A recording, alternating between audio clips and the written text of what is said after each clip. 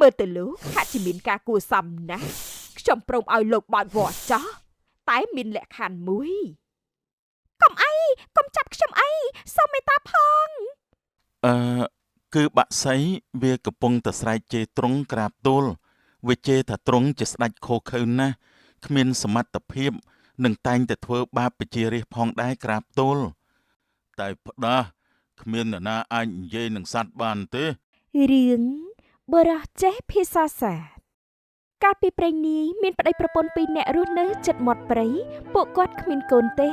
លុំមានរាត្រីមួយបរោះជីប្តីក៏បានពោលទៅកាន់ប្រពន្ធថាម៉ែវាមើលចុះប្រច័ណ្ឌពេញបរមីខែស្អាតណាស់បងគិតថាពួកយើងគួរតែបួងសួងសុំកូនតែម្ដងទៅហីចានេះខ្ញុំក៏ថាអញ្ចឹងដែរប្រច័ណ្ឌពេញបរមីដ៏សែនស្អាតអើយត្បិតអីកូនចៅមិនមានកូនទេសូមមេត្តាប្រទានកូនដល់ពួកយើងផងប៉ុន្តែសូមមេត្តាប្រទានកូនឲ្យពួកយើងផងព្រោះពួកយើងចង់មានកូនខ្លាយជាគ្រួសារពេញលេញដូចគេដែរប្តីប្រពន្ធទាំងពីរកំពុងតែបួងសួងស្រាប់តែមានពន្លឺដ៏ស្អាតមួយបានហោះមករកនៅចំពោះមុខមីងមត់ភ្លាមមួយរំពេពុកវាមើលចោះមានពន្លឺស្អាតណាស់មុខជាការប្រទានពីទេវតាឲ្យម៉ែវាឯងទទួលយកមកឆាប់ឡើងចាពុកវាមីងមុំមិនតាន់បានទទួលផងស្រាប់តែពន្លឺនោះក៏បានហោះចូលទៅក្នុងពោះបណ្ដាលឲ្យគាត់មានផ្ទៃពោះភ្លាមមួយរំពេពុកវាមើលចោះខ្ញុំមានផ្ទៃពោះហើយប្រសើរណាស់ម៉ែវាខ្ញុំសប្បាយចិត្តណាស់ខ្ញុំជូនម៉ែវាឯងចូលទៅសម្រាកចុះណាមកយឺតម៉ែវាយឺតចាពុកវាពុំមត់តែងតែមើលថែយកចិត្តទុកដាក់ចំពោះប្រពន្ធគ្មានប្រហែសឡើយហើយទីបំផុតគាត់ក៏ទទួលបានកូនប្រុសដ៏សង្ហាម្នាក់20ឆ្នាំក្រោយមកខៃសូតាកូនខៃសូតទៅណាហើយអញ្ចេះម៉ែវាឯងរកកូនមានការអីមែនទេបានជាហៅគ្នាទាំងព្រឹកបែបនេះនោះខ្ញុំចង់ឲ្យកូនទៅបាច់វាស់មកចង់ផ្ទងនៅខាងក្រោយនឹងណាប្រហែលជាកូនកំពុងតែដាំបន្លែនៅក្រោយហើយកូនយើងអសាណាស់គេក្រោកពីព្រឹកតែម្ដងខ្ញុំថាកូនហត់ហើយកុំអាលប្រើវាអីម៉ែវាចាពុកវាអញ្ចឹងខ្ញុំទៅផ្សារមួយផ្លេតណាពុកវាមើលផ្ទះផងបាទម៉ែវានិយាយអំពីខៃសូតវិញគាត់មានទឹកចិត្តល្អណាស់ហើយគាត់មានញាណពិសេសម្យ៉ាងអាចទំនាក់ទំនងជាមួយសពសត្វបានទាំងអស់ផងដែរនៅចាស់មាត់ទៅក៏ល្អដែរដែលមានទឹកស្ទឹងនេះគ្រាន់នឹងប្រើប្រាស់ចាំមើលចុះខ្ញុំនឹងដាំឲ្យដាំទៀតមិនឲ្យខ្វះអាហារធម្មជាតិហូបទេថ្ងៃនោះខៃសូតដងទឹកស្រោចដំណាំបានចង្រីករាយលុះធ្វើការបាត់បន្តិចគាត់ក៏បានសង្កល់ឃើញថាត្រីនេះមកពីណាអញ្ចេះធំល្អណាស់ណោះបើបានយកទៅធ្វើម្ហូបឲ្យពុកនឹងម៉ែពិសាមិនដឹងជាល្អយ៉ាងណាទេលឺបែបនោះហើយត្រីក៏បានពោលថាកុំចាប់ខ្ញុំអីសូមមេត្តាផងនេះឯងកំពុងតែសុំអង្វរខ្ញុំមែនទេមែនហើយខ្ញុំបានធ្វើដំណើរមកពីតំបន់គ្មានទឹកនឹកថាទីនេះនឹងអាចសង្គ្រោះជីវិតខ្ញុំបានពេលនេះខ្ញុំបានរកឃើញប្រភពទឹកហើយតែបែរជាលោកប្រទះឃើញទៅវិញទម្រាំតែរកទីនេះឃើញឯងមុខជាវេទនាណាស់ហើយមែនទេប៉ាត់ហើយសូមអាណិតខ្ញុំផងម្យ៉ាងខ្ញុំកំពុងតែមានផ្ទៃពោះផងណាដឹងទេមែនណោះចាំខ្ញុំជួយយកឯងដាក់ទៅក្នុងទឹកមែនទេអរគុណលោកណាមិនអីទេឥឡូវនេះឯងទៅចុះណាសំណាងល្អណាស់ត្រីឆ្លាតអរគុណលោកពិតជាមនុស្សល្អណាស់ខ្ញុំលាហើយទៅចុះឃើញថាត្រីហែលទឹកទៅឆ្ងាយដោយក្តីរីករាយខៃសូតផងដែរក៏រីករាយដូចគ្នាមើលទៅឯងហាក់បីដូចជារីករាយនឹងគោលដៅដែលខ្លួនឯងចង់បានណាខ្ញុំក៏សង្ឃឹមថាខ្ញុំនឹងទទួលបានគោលដៅដូចជាឯងនៅក្នុងជីវិតផងទៅចុះពលចប់ហើយខៃសូតក៏បានបន្តធ្វើការស្រោចដំណាំរហូតរួចរាល់និងបានវិលទៅផ្ទះវិញជាមួយនឹងបន្លែនៅក្នុងដៃ មកវិញហើយមែនទេកូន បាទម៉ែកូនបានបេះបន្លែមកខ្លះទៀតផង ចាល្អហើយកូនកូនទៅសម្រាកចោះណាស្អែកត្រូវទៅបោចវល្លិផង បាទម៉ែ ថ្ងៃមួយពេលដែលពូមុតនិងខៃសូតធ្វើដំណើរទៅក្នុងព្រៃដើម្បីបោចវល្លិស្រាប់តែមានខ្លាដ៏ធំមួយក្បាលបានចេញមកនិងចង់វាយប្រហារទៅកាន់ពួកគេ ពងមានខ្លាធំណាស់រត់ទៅកូនខ្លាធំណាស់ឆាប់រត់ទៅ ថ្ងៃនោះពួកគេហាក់គ្មានជំរឿសទេព្រោះខ្លាមកកាន់តែគៀកទៅហើយហេតុនេះខៃសូតបាននិយាយទៅកាន់ខ្លាថា ខ្លាដ៏មានរិទ្ធសូមកុំស៊ីពួកខ្ញុំអីយ៉ាងណាក៏ឯងមិនអាចជាពីជំងឺបានដែរកូនលាក់ខ្លួនសិនទៅចំពុកទៅប្រយុទ្ធជាមួយវានិយាយនឹងវាមិនយល់ទេកុំតន់អីពងទុកឲ្យខ្ញុំព្យាយាមសិនខ្លាយើងដឹងថាឯងមានរបួសក្រំក្នុងនេះបើមិនព្យាបាលឯងអាចស្លាប់បានណា ខ្លាហាក់នៅស្ងៀមមិនក្រហមទៀតទេវាហាក់បីដូចជាកំពុងតែទទួលដឹងសេចក្តីពីអ្វីដែលខៃសូតនិយាយ ជឿចុះខ្ញុំនឹងព្យាបាលឲ្យឯងសុំចាំមួយផ្លេតណា ខៃសូតបានចូលមែកឈើស្មៅនិងស្លឹកឈើមួយចំនួនមកលីឡំបញ្ចូលគ្នារួចក៏បានពូតយកទឹកឲ្យខ្លាផឹកលុះវាផឹកហើយវាក៏បានក្រាបចុះហាក់កំពុងតែទទួលបានអារម្មណ៍ធូរស្រាល ផឹកថ្នាំនេះទៅមិនអីទេឯងនឹងបានជាវិញជាមិនខានហើយនឹងជានៅក្នុងពេលដ៏ខ្លីតែម្ដងផងដែរណា ខ្លាងក់ក្បាលរួចក៏បានផឹកទឹកទាំងអស់ហើយវាក៏បានធូរមែនជាលទ្ធផលវាក៏បានលិតខៃសូតហាក់កំពុងអរគុណនិងបានដើរចេញបាត់ទៅ សំណាងល្អណាស់ខ្លាកំសត់នេះកូនឯងនិយាយដឹងសេចក្តីជាមួយខ្លាបានមែនទេបានកូនមិនដឹងដែរតែវាបាននិយាយថាអរគុណណាស់ម្យ៉ាងនៅខាងមុខមានវល្លិល្អនិងមានកំណប់ទៀតផងថាម៉េចនេះគឺជាការពិតមែនទេខ្លាបាននិយាយបញ្ជាក់ថាទីនោះមានពស់ធំចាំការពារខ្លានិយាយថាត្រូវប្រយ័ត្នហើយបើពួកយើងមានសំណាងល្អពស់នឹងមិនធ្វើបាបពួកយើងទេ ពូមុតហាក់មិនជឿទេព្រោះគ្មានមនុស្សឯណាអាចនិយាយបានជាមួយខ្លាបានឡើយតែរឿងនេះគាត់ហាក់ស្រពេចស្រពើនៅក្នុងចិត្តណាស់ តោះពងពួកយើងទៅតោះកូន ដោយខៃសូតទទួលបានពីខ្លាប្រាប់មែនទីនោះពិតជាមានវល្លិល្អហើយក៏មានរន្ធពស់ដ៏ធំចំកណ្ដាលផងដែរ ពងមើលចុះមានវល្លិដោះលើដីដំបូកល្អណាស់ល្អតើកូនពុករៀបចំកាប់វាសិនអញ្ចឹងឈប់សិនពងនោះមានរោងធំណាស់មុខជារោងពស់ដូចខ្លានិយាយមែនហើយអញ្ចឹងកូនគិតធ្វើបែបណាទៅចាំកូនទៅនិយាយជាមួយពស់សិនថាម៉េចសួស្ដីនៅក្នុងរោងនេះមានអ្នកណារស់នៅដែរទេខ្ញុំសូមអនុញ្ញាតបោចវល្លិផងណា មិនបានទេយើងមិនអនុញ្ញាតឡើយចេញទៅកុំរំខានយើង តែខ្ញុំពិតជាត្រូវការវល្លិនេះជាចាំបាច់ណាស់សូមអនុញ្ញាតផងបានទេអ្នកបងពស់ដ៏គួរឲ្យគោរពខ្ញុំនឹងសងអ្នកបងវិញ ពូមុតឃើញសកម្មភាពរបស់កូនប្រុសបែបនេះគាត់ក៏បានគិតនៅក្នុងចិត្តថា កូនខ្ញុំហើយកូនខ្ញុំតើមានរឿងអីទៅមិនក៏កូនខ្ញុំមានរឹកពីចម្លែកខុសពីមនុស្សធម្មតាទៅវិញនោះឬមួយក៏ដោយសារតែកូនខ្ញុំត្រូវច័ន្ទគ្រាសកន្លងទេដឹងអ្នកបងពស់សូមមេត្តាយោគយល់ផងទៅណា មើលទៅលោកហាក់ជាមានការគួរសមណាស់ខ្ញុំព្រមឲ្យលោកបោចវល្លិចោះតែមានលក្ខខណ្ឌមួយ បានតាសូមនិយាយមកចុះ សូមលោកជួយបង្កើតកូនខ្ញុំចេញមកផងខ្ញុំកើតមិនចេញទេជាច្រើនថ្ងៃហើយខ្ញុំវេទនាណាស់ បានមានអីអ្នកបងលួនចាញ់មកក្រៅមក ចាមើលចោះពស់ដ៏ធំបានលឿនចេញមកហើយធ្វើឲ្យពូមុតភ័យព្រួយជាខ្លាំង ពស់មានពស់ធំណាស់កូនឯងកិច្ចចេញទៅមិនអីទេពងអ្នកបងពងត្រូវការឲ្យខ្ញុំជួយគាត់មិនអីទេគាត់មិនធ្វើអីខ្ញុំទេពង ខៃសូតបានជួយសម្រួលសរសៃនិងជួយសម្រាលដល់ការសម្រាលនាងពស់លឺទីបំផុតពស់ក៏បានសម្រាលបានសុទ្ធដ៏ធំមួយប្រសើរណាស់ទីបំផុតខ្ញុំសម្រាលចេញហើយអរគុណណាស់ មិនអីទេខ្ញុំក៏អរគុណដល់អ្នកបងដែរណាអ្នកបងពោះយ៉ាងម៉េចទៅហើយកូននិយាយដឹងសេចក្តីគ្នាដែរឬក៏អត់បានដឹងតាពង ចូលពួកលោកបាច់វ័ននោះចោះហើយខ្ញុំនឹងឲ្យកំណត់ដល់ពួកអ្នកផងដែរ ពងពុកបានឮទេពួកយើងនឹងមិនក្រទៀតទេ ពុំមត់ហាក់វិលបន្តិចព្រោះគាត់ពិតជាមិនដឹងរឿងថាខៃសឺតនិងពស់និយាយគ្នាយ៉ាងណាទេ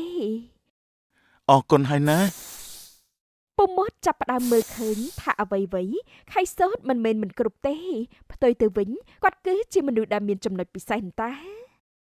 ពុកមើលចោះមានមាសច្រើនណាស់ប្រសើរណាស់កូនកូនពិតជាកូនប្រុសដែលទេវតាប្រទានដល់ពុកនិងម៉ែពិតមែន ពុំមត់និងខៃសឺតរីករាយណាស់ពួកគាត់បាច់វល់ហើយនឹងទទួលបានមាសផងដែររឿងកើតឡើងនោះពុំមត់ក៏មិនគិតខុសលើកូនទៀតដែរ ពួកយើងទៅផ្ទះវិញទៅកូនបាទពង និទានអំពីព្រះរាជាខូខើម្នាក់តែងតែចាប់ស្រីក្រមុំធ្វើជាស្នំហើយរឿងនេះក៏គ្មានអ្នកណាហ៊ានប្រឆាំងសោះឡើយនៅក្នុងព្រៃ យើងមកដល់ឆ្ងាយហើយសង្ឃឹមថាយើងបានជួបស្រីស្រស់នៅចិត្តនេះទៅចុះអូចុះសัตว์នោះអីក៏យំស្រែកសម្បើមម្លេះថ្លង់ណាស់ ជួនគ្នានោះដែរខៃសូតក៏នៅក្បែរនឹងគាត់ស្ដាប់ឮសត្វស្រែកយំដូចគ្នាហេតុនេះគាត់ក៏បាននិយាយថា អេតើសัตว์បាក់សៃនោះកំពុងតែស្រែកជេរនរណាអញ្ចេះ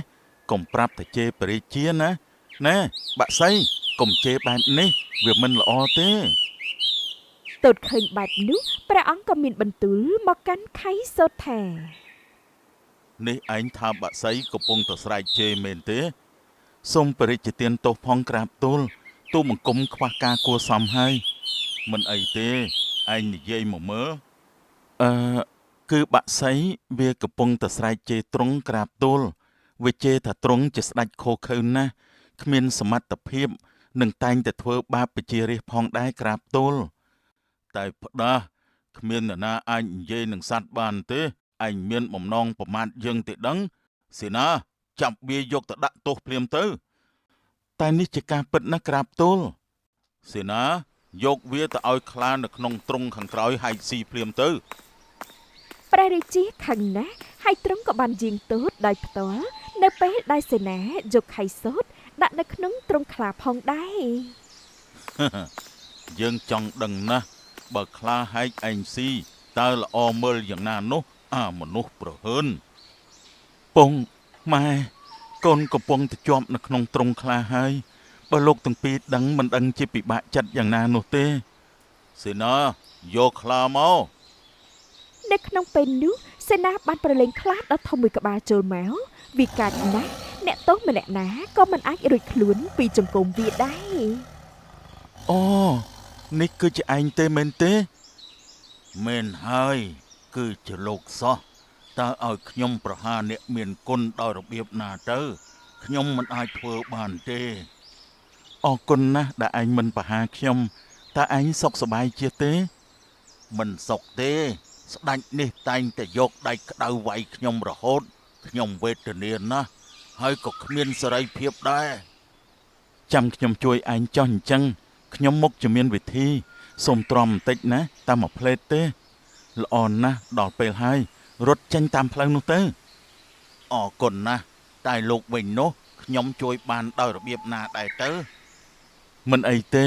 តែខ្ញុំពិតជាបារម្ភពីពុកម៉ែខ្ញុំណាស់សូមខ្លាចជួយយកសម្បត្តិនេះឲ្យលោកទាំងពីរផងណាបានខ្ញុំនឹងវិលមកជួយលោកវិញ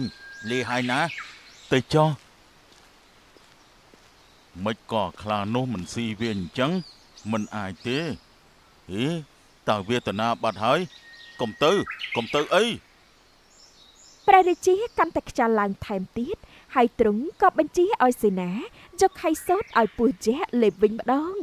តែគ្រប់យ៉ាងក៏ពស់មិនសម្លាប់ដូចខ្លាដែរហាមិនក៏អ្នកបងឲ្យពួកគេចាប់បានក្រែងអ្នកបងលូនលឿនណាស់មែនទេ មែនហើយតែពួកគេចាប់កូនខ្ញុំមកទៅខ្ញុំត្រូវសំងំស្លូតដើម្បីតាមរកកូនឃើញនឹងណា ពេលនេះខ្ញុំថាកូនអ្នកបងប្រហែលជាវិលទៅវិញហើយអ្នកបងទៅរកកូនចុះ មែនទេបើអញ្ចឹងខ្ញុំគ្មានហេតុផលអីនៅទីនេះទេតែខ្ញុំនឹងជួយលោកឲ្យរួចផុតពីស្ដេចកំណាចនេះ មិនអីទេបងពោះទៅវិញទៅណាតើមានរឿងអីទៀតហើយមិនក៏ពោះយៈមិនលេបវាទៅវិញយើងពិតជាខឹងណាស់សេនាយកវាទៅចងឲ្យទម្លាក់នៅក្នុងទន្លេឲ្យវលងស្លាប់ទៅចុះ ថ្ងៃនោះសេនាបានចងខៃសូត្រយ៉ាងជាប់ចំណែកពស់ក៏បានលូនទៅរកខ្លានិងមិត្តភ័ក្តិផ្សេងទៀតដើម្បីជួយដល់ខៃសូត្រនៅជាប់មាត់ទន្លេ បោះវាចូលទៅក្នុងទឹកនោះទៅព្រះអង្គទូលបង្គំសុំជួបឪពុកនិងម្ដាយទូលបង្គំជាលើកចុងក្រោយបានដែរទេក្រាបទូលមិនបានទេសេនាបោះវាចូលក្នុងទឹកទន្លេភ្លាមទៅ ថ្ងៃនោះសេនាមិនចាំយូរឡើយក៏បានបោះខៃសូត្រចូលទៅក្នុងទន្លេមួយទំហឹងចំណែកខៃសូត្របានទៅដល់មាត់ទន្លេនិងឆ្លក់ទឹករហូតដល់សន្លប់តែម្ដងលោកជាអ្នកមានគុណតើសូមលោកភ្ញាក់ឡើងនិងហែលបានដូចជាពពួកត្រីផងចុះដូចអ្វីដែលត្រីពោលមែនខៃសូត្រក៏បានភ្ញាក់ដឹងខ្លួននិងអាចហែលបានដូចជាជីវិតដែលមាននៅក្នុងទឹកអញ្ចឹងដែរ គឺឯងជាអ្នកជួយខ្ញុំមែនទេ មែនហើយមុននេះខ្លានឹងពស់បានមករកខ្ញុំពួកគាត់ប្រាប់ថាលោកនឹងត្រូវសម្លាប់ដាច់បោះចូលទៅក្នុងទន្លេហេតុនេះខ្ញុំក៏មកចាំជួយលោកនៅទីនេះតែម្ដងទៅ ខ្ញុំអរគុណណាស់ កុំគួរសមអីនេះជាការសងគុណទេណាម្យ៉ាងខ្ញុំនឹងនាំលោកទៅរកព្រះនាងចាស់ទ្រង់ជាព្រះនាងស្បែកក្រអូបតែទ្រង់ជាប់ឃុំមិនអាចចេញមកបានទេ តែទ្រង់ជាប់ឃុំព្រោះអ្នកណាដែរត្រី គឺព្រះរាជាខុសខើនោះអីតែព្រះនាងមិនព្រមទទួលយកទ្រង់តែព្រះរាជានោះទ្រង់ឃុំព្រះនាងក្នុងទីកំបាំងមួយតែម្ដង បើបែបនោះទ្រង់មុខជានឹកព្រះនគរណាស់ហើយ ប៉ាត់ណាពួកយើងទៅរកទ្រង់ទៅឆាប់មក បាន ខ្លានឹងពស់វិញក៏បានមករកព្រះរាជានាមាត់ទន្លេហើយពួកគេបានបន្លាចព្រះរាជានិងពួកសេនាឲ្យមានការផាត់ភ័យជាខ្លាំង តើខ្លានោះមកធ្វើអីមានទាំងពោះទៀតផងជួយផងងាប់ទៅអាបរិជាខ្លាញ់ខ្លាយគ្មានសមត្ថភាពជួយផង ព្រះរាជាសេនាផងដែរពិតជាភ័យណាស់ទីបំផុតមិនប្រយ័ត្នទ្រង់ក៏បានធ្លាក់ចូលទន្លេលងទឹកសកត់បាត់ទៅសំមុខហើយលបងខ្លាពួកយើងទៅជួយអ្នកមានគុណទៅឆាប់ឡើង មែនហើយ នៅក្រៅវាំងទីនៃភាពកំបាំងជាប់មាត់ទៅ តើនេះមែនទេត្រី មែនហើយលោកចូលទៅចោះចំណែកខ្ញុំជាត្រីមិនអាចឡើងផុតពីទឹកបានទេខ្ញុំនឹងចាំលោកទីនេះចោះ បាន ខៃសូត្របានចូលទៅខាងក្នុងដែលពោរពេញទៅដោយភាពភ័យខ្លាចមានទាំងប្រជៀវមានទាំងឆ្អឹងខ្មោចជាច្រើនផងដែរ ទីនេះពិតជាគួរឲ្យខ្លាចណាស់ព្រះរាជានោះពិតជាធ្វើបាបពនាងពេកហើយ ក្នុងពេលនោះដែរស្រាប់តែមានមេធ្មប់ដ៏កំណាចមួយបានបង្ហាញខ្លួនចេញមកតើឯងមកទីនេះចង់បានព្រះនាងមែនទេកុំសង្ឃឹមឲ្យសោះងាប់ទៅ ឈប់សិនគ្រាន់តែឃើញភ្លាមក៏ចង់សម្លាប់ផ្លេតតែម្ដងឯងពួកយើងនិយាយគ្នាសិនទៅបានទេលោកយាយ អត់ទេងាប់ទៅមេធ្មប់បានបញ្ចេញធម្មពលមកជាច្រើនដងចំណែកខៃសូត្រក៏ចេះតែគេចបានសម្រេចផងដែរខ្លាំងពូកែគេចណាស់មែនទេទទួលទៅ ឈប់សិនងាប់ទៅ មិនថាខ្លានឹងពស់ពួកគេសាមគ្គីគ្នាណាស់ពួកគេសម្រុកចូលមិនថយឡើយហើយទីបំផុតមេធ្មប់ក៏ពិបាកទ្រាំនិងរលាយក្នុងគ្រានោះទៅ ខ្ញុំពិតជាអរគុណណាស់អរគុណពិតមែន កុំរវល់តែអរគុណអីព្រះនាងនៅទីនោះហើយចូលទៅជួយទ្រង់ផងទៅចោះចំណែកពួកយើងក៏អស់ទូនាទីហើយណា តើពួកបងតាណានឹងគឺទៅរស់នៅក្នុងព្រៃតាមរបៀបជាសត្វនោះអីពួកយើងសំណាងណាស់ដែលបានជួបមនុស្សល្អនិងអាចនិយាយជាមួយពួកយើងបែបនេះនោះខ្ញុំយល់ហើយសូមមានសំណាងល្អណាសំណាងល្អដូចគ្នាតោះអ្នកបងពោះយើងទៅ ចាបន្ទាប់ពីរឿងអាក្រក់រលីអស់ទៅខៃសូត្រក៏បានជួបព្រះនាងពិតមែនហើយពួកគេក៏បានជួបត្រីនាងមាត់ទៅ វិញហើយមែនទេ ខ្ញុំមកវិញហើយថែមទាំងទទួលបានពនាងដ៏ស្រស់ស្អាតទៀតផង ប្រសើរណាស់វាសនាលោកមកដល់ហើយចូលលោកចូលទៅក្នុងរាជវាំងហើយដឹកនាំនគរចុះប្រជារាស្ត្រមកជាសាទរលោកមិនខានទេ បាទត្រី លីហើយណាសំណាងល្អ បាទសំណាងល្អដូចគ្នាណាតោះអូន ព្រះពរខៃសឺតបានខ្លាយជាស្ដេចដ៏ពូកែនិងបានរៀបចំរាជកិច្ចបានយ៉ាងល្អផងដែរក្រៅពីនោះទ្រង់ក៏បានយាងទៅជួបពូមុតនិងមីងមុំនៅផ្ទះពូមុត សូមថ្វាយបង្គំព្រះអង្គព្រះមហេសី សូមថ្វាយបង្គំព្រះអង្គថ្វាយបង្គំព្រះមហេសី ពងម៉ែនេះគឺជាកូនតាមិនក៏ពុកម៉ែមិនមើលមុខកូនបែបនេះ សំលេងដូចណាស់ពុកវា ទ្រង់កំលែងសើចអីក្រាបទូល នេះក៏បងខៃសឺតមែនណាពុកម៉ែ ពងគឺជាកូនមែនណាសូមងើបមុខមកចុះ ពិតជាកូនមែនទេពុកវា ហាហើយតើមានរឿងអីហ្នឹងពុកបារម្ភណាស់ហើយកងវិញវាន់អស់ហើយកូនអើយ ខៃសឺតបានរៀបរាប់ដំណើររឿងទាំងអស់ពូមុតមីងមុំស្ដាប់ហើយក៏បានយល់គ្រប់យ៉ាងពួកគាត់រំភើបចិត្តណាស់លាយឡំនឹងទឹកភ្នែកផងដែរ ម៉ែវាកូនយើងពិតជាទេវតាមកចាប់ជាតិមែនហើយមើលចុះវាសនាកូនយើងល្អណាស់ ចាពុកវាចាប់ពីពេលនោះមកខៃសឺតនិងព្រះធីតារួមគ្នាដឹកនាំនគរធ្វើឲ្យប្រជារាស្ត្ររស់បានសុខនិងរីកចម្រើនតរៀងទៅ ព្រះហើយមិនក៏កូនស្រីមួយសមួយទៀតខ្មៅម្លេះនាងតូចជួយបេះយកដង្កូវចេញពីរឹសខ្ញុំបានទេខ្ញុំឈឺខ្លាំងណាស់អ្នកនាងពិតជាបដូរពណ៌ស្បែកបានលឿនមែនទែន ព្រះបត្រាព្រោះខ្ញុំម្ចាស់យកមាសប្រាក់ដែលទ្រង់ប្រទានទៅទិញក្រែមម្សៅល្អៗមកតុបតែងកាយនឹងណាព្រះពើប៉ិតហើយព្រះអង្គស្បែកស្អាតសម្រស់បានទៅស័ក្តិសមនឹងព្រះបត្រានោះអី នេះជាកិត្តិយសទូលបង្គំណាស់ដែលបានព្រះអង្គសពតិក្រាបទូលសេនា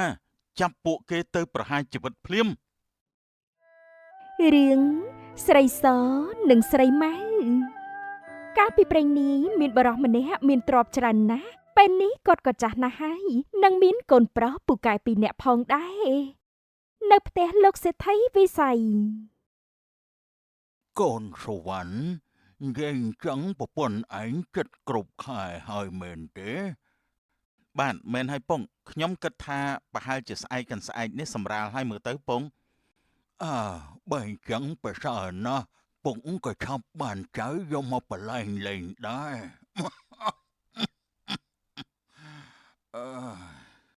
បាទពងកូនក៏សប្បាយចិត្តដែរមិនយូរទេផ្ទះយើងនឹងមានក្មេងៗរត់លេងពេញផ្ទះប្រកាសណាស់ចុះរដ្ឋាគេមកពីជួញដូរពេលណាដែរកូនមានដឹងទេដូចជាចិត្តដល់ថ្ងៃហើយមែនទេកូនកូនក៏មិនច្បាស់ដែរពងសង្ស័យតែគេមានប្រពន្ធរស់នៅស្រុកផ្សេងមកវិញទេមើលទៅនោះ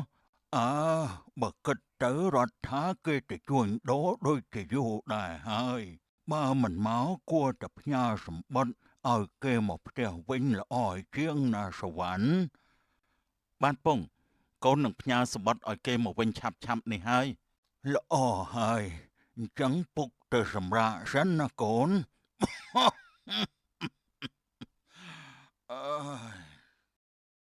សុវណ្ណគឺជាកូនប្រុសបង្កើតចំណែករដ្ឋាជាកូនចិញ្ចឹមហេតុនេះគាត់មិនពេញចិត្តទេ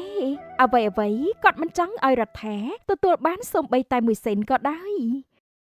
សុខភាពពុកចុះខ្សោយរស់ក៏មិនបានយូរ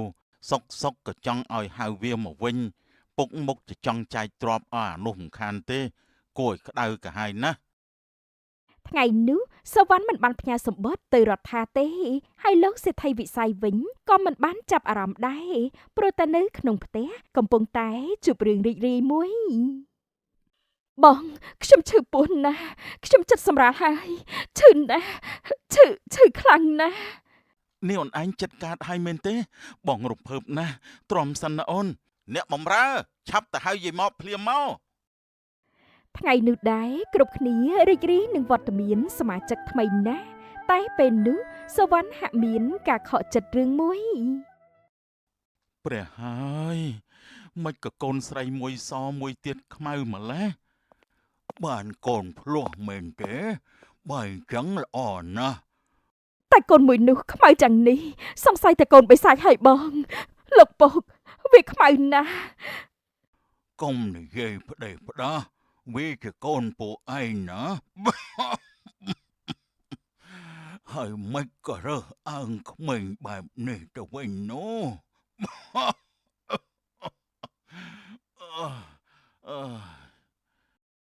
ជួនគ្នានោះដែរសេដ្ឋីក៏ដល់ពេលលាចាកលោកទៅធ្វើឲ្យសុវណ្ណកាន់តែខឹងថាក្មេងខ្មៅនោះជាក្មេងចង្រៃ លោកប្រុសមានរឿងធំណាស់គោ500ក្បាលនៅចំការបានងាប់អស់ទៅហើយទៀនវានេះចំជាចង្រៃមែនកើតមកមិនបានប្រមាណផងពុកកលាចាកលោកគោ500ក្បាលក៏ងាប់អស់ទៀត ចូលវាទៅបោះចោលទៅបងខ្ញុំមិនទទួលស្គាល់វាទេមុននេះខ្ញុំដូចជាកើតបានតែមួយតាវាមិនមែនជាកូនរបស់ពួកយើងទេ អាចយយកក្មេងនោះទៅបោះចោលទៅបាទលោកប្រុស ឪពុកម្ដាយមិនទទួលស្គាល់ព្រោះគិតថាក្មេងនាំរឿងហេតុនេះក្មេងកំសត់ក៏ត្រូវបានគេបោះបង់ចោលនៅក្នុងព្រៃមួយ តែសំឡេងក្មេងមកពីណាអញ្ចេះវាមុខជាឃ្លានស្លាប់ហើយខ្ញុំទៅរកមើលសិន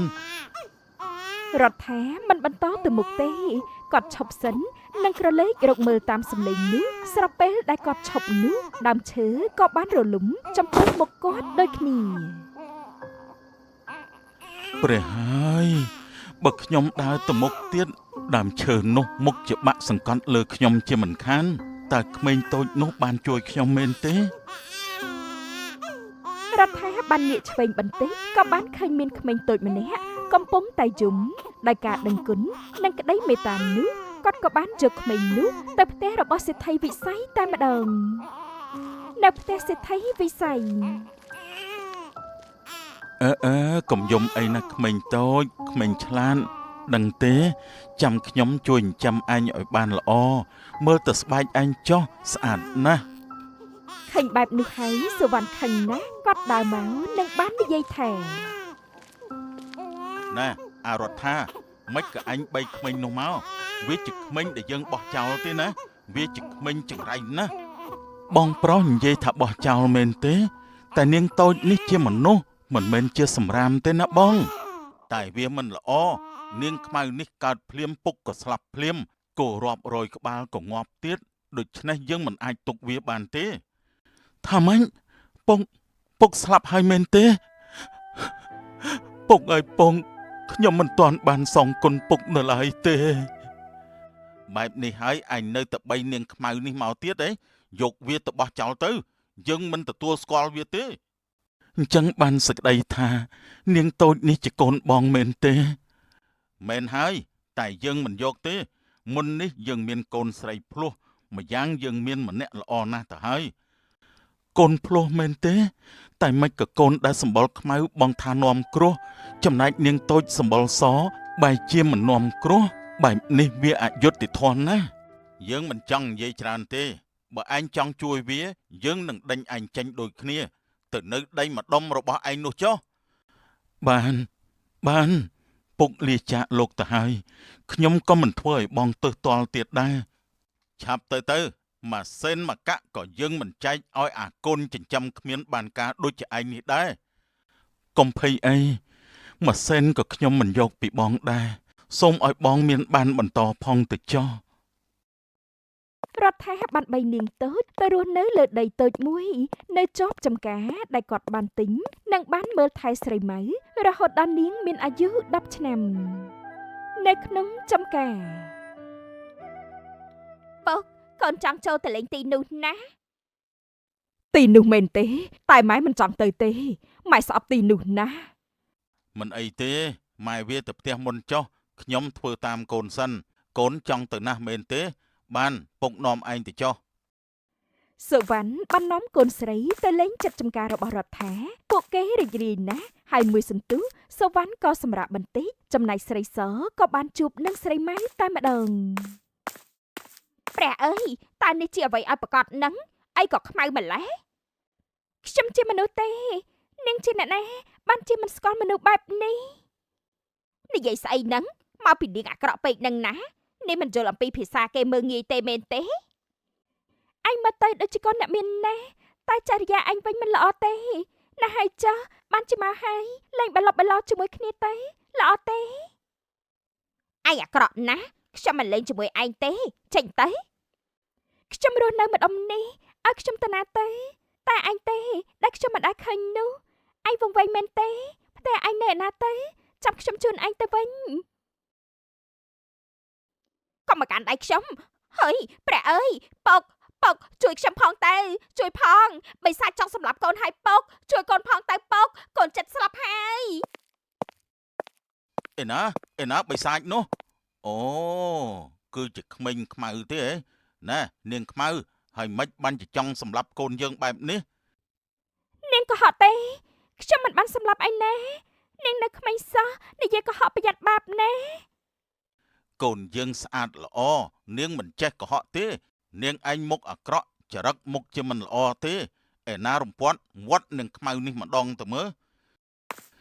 បើអ្នកណាហ៊ានវាយកូនខ្ញុំមិនទុកមុខឲ្យទេអូហូ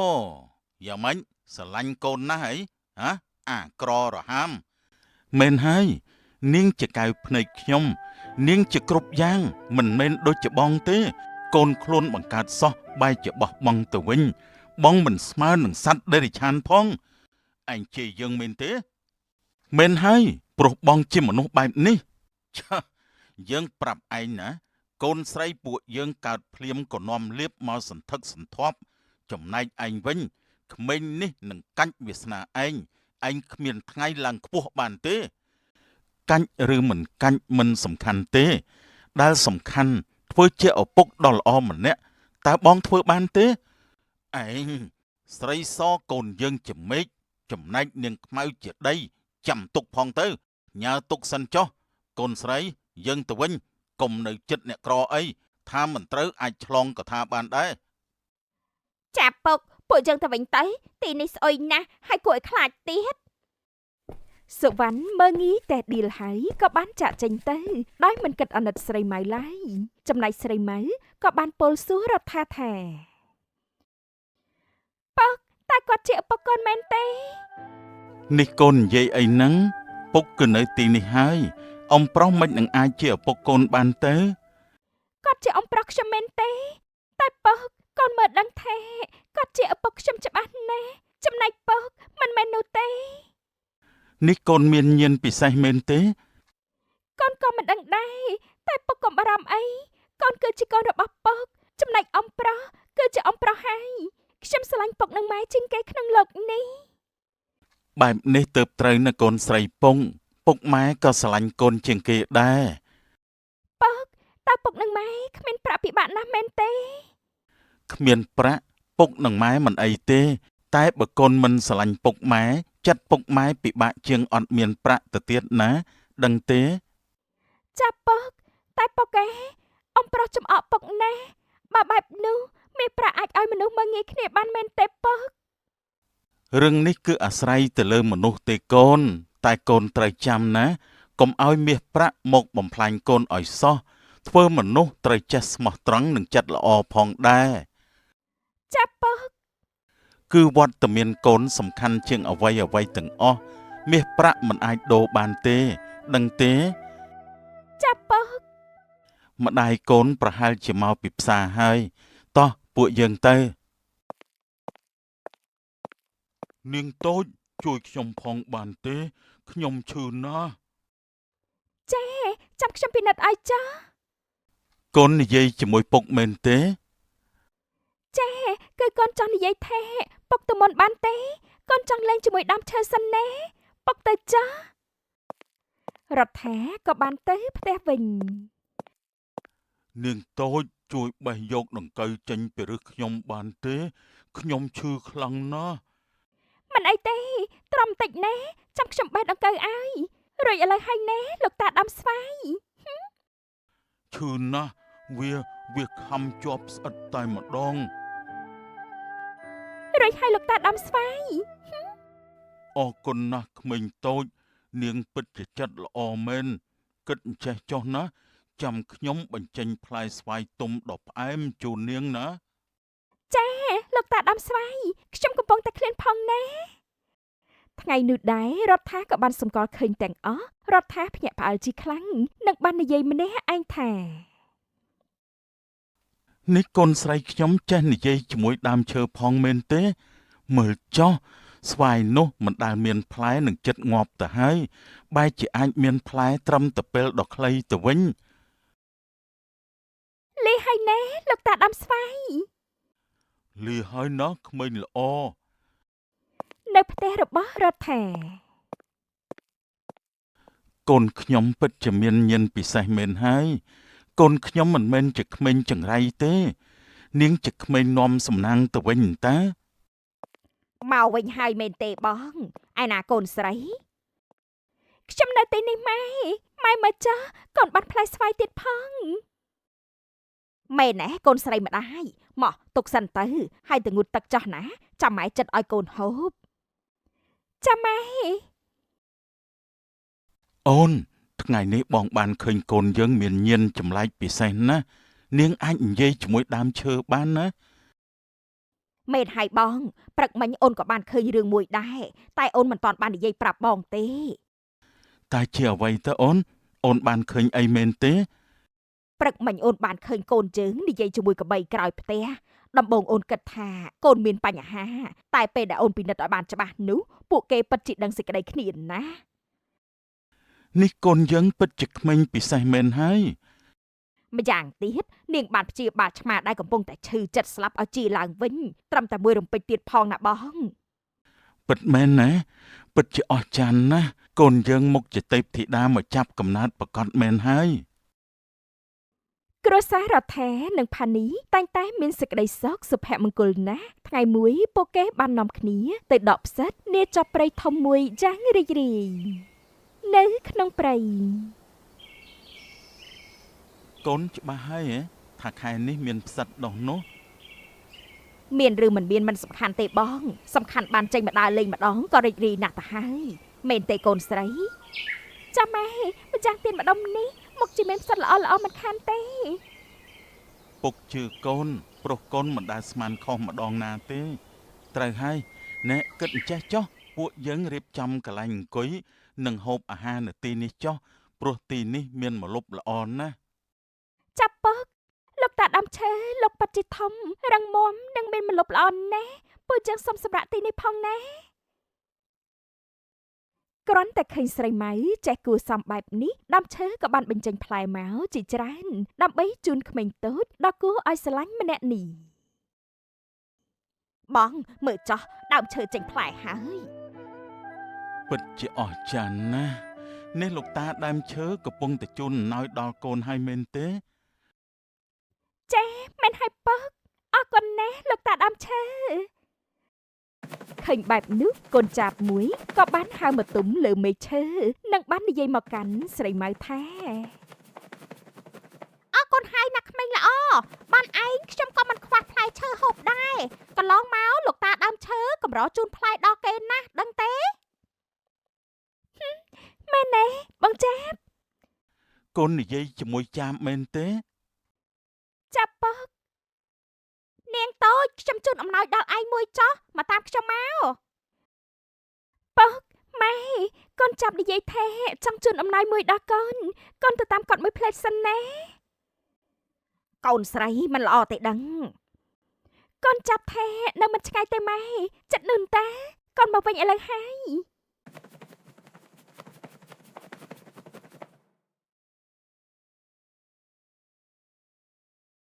នាងតូចឯងកាយដីនោះទៅនឹងបានឃើញហើយព្រះអីពុកម៉ែមកចោះមានកាក់មាសច្រើនណាស់ ពិតជាមានកាក់មាសមែនកាក់មាសច្រើនណាស់ មានមាសច្រើនមែនតែវាមិនមែនជារបស់ពួកយើងទេណាកូនស្រីកុំចូលអីណា មែនហើយអូននិយាយត្រូវរបស់មានតម្លៃតែងតែមានម្ចាស់ពួកយើងកុំយកអីយ៉ាងណាក៏អរគុណកូនចាបដែរ មាសនេះអត់មានម្ចាស់ទេជារៀងរាល់ឆ្នាំព្រះបត្រាតែងតែបោះកាក់មាសបន់ផ្សងសុំឲ្យព្រះមេដាបានជាពីជំងឺហេតុនេះខ្ញុំបានពំវាពីទលេម្ដងមួយកាក់មកទុកទីនេះតែម្ដងទៅពុកម៉ែកូនចាប់ប្រាប់ថាមាសប្រាក់គ្មានម្ចាស់ទេស្រីម៉ៅបានរៀបរាប់អ្វីដែលកូនចាប់ប្រាប់ទៅកាន់ឪពុកម្ដាយរបស់នាងហើយពួកគេក៏បានយល់និងអំណរអគុណចំពោះចាប់ក្រៃលែងអរគុណហើយណាកូនចាប់លីហើយណាដោយចិត្តល្អមានភាពស្មោះត្រង់ការអត់ធ្មត់តស៊ូមិនយូរធ្វើឲ្យពួកគេសំណាងខ្ពស់ហើយពីពេលនោះមកគ្រួសារពួកគេក៏មានទ្រព្យច្រើនឡើង10ឆ្នាំក្រោយមក ប្អូនប្រុសខ្ញុំម្នេះខ្ញុំចង់ឲ្យឯងជួយណាតែជួយបែបណាទៅលបងកូនស្រីខ្ញុំឈឺធ្ងន់ណាស់គ្រូទាយថាកូនឯងអាចជួយនាងបានតើឯងអាចឲ្យនាងជួយផងបានទេបើសិនជាពិតដូចជាបងនិយាយនោះខ្ញុំនឹងជួយបងចុះសូមជួយបងផងណាបងនឹងដឹងគុណហើយក៏លែងមើលងាយឯងទៀតដែរព្រមទាំងនាងខ្មៅនោះក៏ដូចគ្នាសូមមេត្តាផងហើយបងនឹងជូនមាសជូនចំការបើសិនជាកូនបងបានជាមែនអូមិនអីទេបងតមុនចុះចាំខ្ញុំនាំកូនទៅតាមក្រោយថ្ងៃនោះស្រីសបិទតែអស់ជីវិតទៅហើយដោយសារជំងឺតែស្រីម៉ៅគ្រាន់តែប៉ះដៃបន្តិចនាងក៏បានជាឡើងវិញ ប្រសើរណាស់កូនយើងដឹងខ្លួនវិញហើយ ប្រសើរណាស់កូនស្រីម៉ែកូនមាសកូនពេជ្រអរគុណហើយទេវតាមុននេះម៉ែភ័យណាស់ម៉ែកូនខ្លាចណាស់យមរាជបិទតែដាក់ទោសកូនទៅហើយណាអស់អីហើយណាកូនអរគុណទេវតាទៅ កូនខ្ញុំជាអ្នកជួយមិនក៏អរគុណដល់ទេវតាទៅវិញពិតជាម្ដាយចិត្តខ្មៅមែន ចេញទៅយើងមិនអរគុណស្អីទេជាពិសេសនាងខ្មៅនេះវាជាក្មេងចង្រៃណាស់ចេញទៅ កុំអាលអីបងសុំទោសណាប្អូនប្រុសពេលនេះបងចង់នាំសំណាងមួយដល់ប្អូនសិនណាតែជាស្អីទៅបងប្រុសនៅក្នុងរាជវាំងព្រះបុត្រាវុត្រាមានទុកធំណាស់បើកូនស្រីឯងអាចធ្វើបាននាងនឹងក្លាយជាព្រះមហេសីវាសនាឯងកាន់តែដដែលពិតណាស់ ថាម៉េចបើអញ្ចឹងមានន័យថាវាមកជាមានបានជាងយើងហើយបង គេជាមនុស្សល្អសមនឹងទទួលបានបែបនេះហើយទៅចុះទៅជួយទ្រង់ផងណាតោះកូនពួកយើងទៅវិញ ចាប់ពើឃើញថាពួកគេចាក់ចេញទៅផុតមិញនីកាក៏បាននិយាយថាណែពុកវាមិនក៏នាំវាទៅជួបសំណាងបែបនេះ ម៉ែវាឯងកុំល្ងងពេកទៅមើលកូនយើងមកដូចគ្នាដល់ពេលនោះយើងអាចយកកូនយើងទៅជំនួសបានតើមែនទេ មែនហើយតែថាកូនយើងសវានោះខ្មៅទេណា តែសម្បល់មិនពិបាកប្រឡំទេម៉ែវាយើងគ្រាន់តែថាកូនយើងថែបានស្បែកសទៅក៏ចប់បាត់ទៅហើយ មែនហើយពុកវាឆ្លាតមែនណោះមានន័យថាកូននឹងខ្លាចជាព្រះជាយាយហើយមែនទេ វាសនាកូននៅតែសំណាងចំណែកនាងក្មេងនោះវានៅតែចង្រៃដូចដើម ចាកូនម្ដាយស្រីម៉ៅវិញក៏បានព្យាបាលព្រះមហាក្សត្រយានីបានជាសះស្បើយឡើងមកធ្វើឲ្យព្រះបុត្រាវុត្រាសប្បាយប្រទៃណាស់ហើយទ្រង់ក៏មានបន្ទូលថា អ្នកនាងពិតជាទេពធីតាចុះមកចាប់ជាតិច្បាស់ណាស់មិនដល់មកយាមផងមេដាយើងក៏ដឹងព្រះកាយអ្នកនាងពិតជាមានគុណក្រៃលែងចំពោះយើងណាស់ ព្រះពើទ្រង់សរសើរខ្ញុំម្ចាស់បែកហើយ តើអ្នកនាងអាចរៀបការជាមួយយើងបានទេ រឹងនេះខ្ញុំម្ចាស់ចង់ជម្រាបពុកម៉ែខ្ញុំម្ចាស់សិនព្រះពើ បានយើងធ្វើតាមអ្នកនាងចុះសេនារៀបចំមាសប្រាក់កែវកងនិងជូនដំណើរម្ចាស់ស្នេហ៍យើងឲ្យបានល្អផងបើនាងមានរឿងអីយើងសម្លាប់ចោលពួកអញទាំងអស់ ចំណែកគ្រួសារសុវណ្ណវិញក្រោយដឹងរឿងរ៉ាវអស់ហើយក៏បាននាំគ្នាចូលគាល់រួចបាននិយាយថាស្រីសគឺជាអ្នកដែលបានជួយដល់មាតាព្រះបុត្រា អ្នកនាងពិតជាបដូរពណ៌ស្បែកបានលឿនមែនទែន ព្រះបុត្រាព្រោះខ្ញុំម្ចាស់យកមាសប្រាក់ដែលទ្រង់ប្រទានទៅទិញក្រែមម្សៅល្អៗមកតុបតែងកាយនឹងណាព្រះពើប៉ុន្តែហើយព្រះអង្គស្បែកស្អាតសម្រស់បានទៅស័ក្តិសមនឹងព្រះបុត្រានោះអី នេះជាកិត្តិយសទូលបង្គំណាស់ដែលបានព្រះអង្គសពតិក្រាបទូលសេនាចាប់ពួកគេទៅប្រហារជីវិតភ្លាម អើយមិនក៏អញ្ចឹងហេតុអីទៅព្រះពើតើមានរឿងអ្វីទៅខ្ញុំម្ចាស់បានខំព្យាបាលព្រះមហាក្សត្រយានីណាមិនក៏ទ្រង់ចង់សម្លាប់ខ្ញុំម្ចាស់ទៅវិញ មែនហើយតើព្រះបុត្រាមានបន្ទោលច្រឡំមែនទេយើងមិនច្រឡំទេពួកអ្នកបានកុហកយើងនាងមិនមែនជាស្រីម៉ៅម្ចាស់ស្នេហ៍យើងនោះទេ ហេតុអីថាមិនមែននាងគឺមនុស្សតែមួយទេណា ខុសហើយស្រីម៉ៅមានចិត្តល្អមិនដែលគិតបដូរសម្បល់ខ្លួនឯងទេយើងស្គាល់នាងតាំងពីតូចរឿងអីថាយើងមិនដឹង តែទ្រង់ខុសហើយយ៉ាងណានាងជាមនុស្សតែមួយទេពួកគេមិនដឹងទេថាតាមពិតព្រះបុត្រាវុត្រានិងស្រីម៉ៅបានស្គាល់គ្នាតាំងតែពីតូចម្ល៉េះហេតុនេះគ្មានអ្វីកុហកព្រះបុត្រាបានឡើយ